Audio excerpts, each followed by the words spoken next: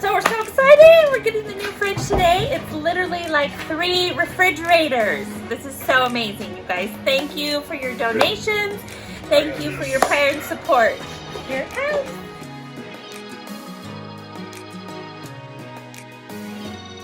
So why do we need a commercial refrigerator in Cleone's closet? Because we have all these donated kitchen refrigerators and they just don't have the sturdy shelf capacity or size, because a lot of these fridges have freezers on top.